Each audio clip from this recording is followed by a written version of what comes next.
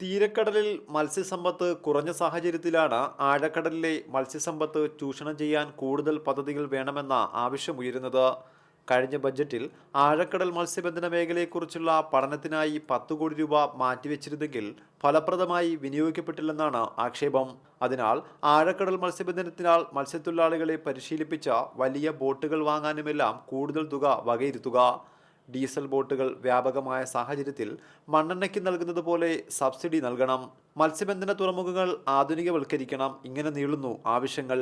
അപ്പോൾ ഇത് പിടിക്കാൻ വേണ്ടിയിട്ട് ഡീപ് സീ സ്കൂട്ട് പിടിക്കാൻ വേണ്ടിയിട്ട് ഈ ബഡ്ജറ്റിൽ പ്രത്യേകം ഫണ്ട് വകയിരുത്തുകയും നമ്മുടെ മത്സ്യത്തൊഴിലാളികളെയും യാനങ്ങളെയും ഡീപ് സീ സ്കൂട്ട് പിടിക്കാൻ ആഴക്കടലിലെ ഡീപ് സീ സ്കൂട്ട് പിടിക്കുവാൻ വേണ്ടിയിട്ട് പര്യാപ്തമാക്കണം. അതിനു വേണ്ടുന്ന ട്രെയിനിങ് കൊടുക്കണം. അതിനുള്ള സംവിധാനങ്ങളെക്കുറിച്ചും ഗവൺമെൻറ് ആലോചിക്കേണ്ടിയിരിക്കുന്നു.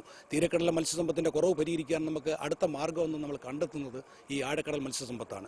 തുറമുഖങ്ങളിൽ സർക്കാർ ശീതീകരണ സംവിധാനങ്ങൾ നിർമ്മിച്ച് വാടകയ്ക്ക് നൽകിയാൽ ചെറുബോട്ടുകൾ ഉള്ളവരെയും കയറ്റുമതി ചെയ്യാൻ പ്രാപ്തരാക്കും.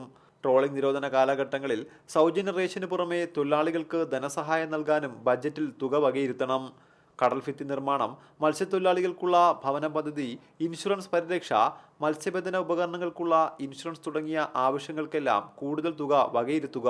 ഇങ്ങനെ നീളുന്നു മത്സ്യബന്ധന മേഖലയിലെ ആവശ്യങ്ങൾ. ബജറ്റിൽ പരിഗണന ലഭിക്കുമെന്ന പ്രതീക്ഷയിലാണ് ഉൾനാടൻ മത്സ്യബന്ധന മേഖലയും.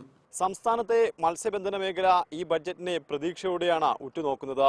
ആഴക്കടൽ മത്സ്യബന്ധനത്തിനായി സമഗ്ര പദ്ധതി, ബോട്ടുകൾക്ക് ഡീസൽ സബ്സിഡി എന്നിവയാണ് പ്രധാന ആവശ്യം. ക്യാമറമാൻ സിറിലിനൊപ്പം ഷമീർ, റിപ്പോർട്ടർ, കൊല്ലം.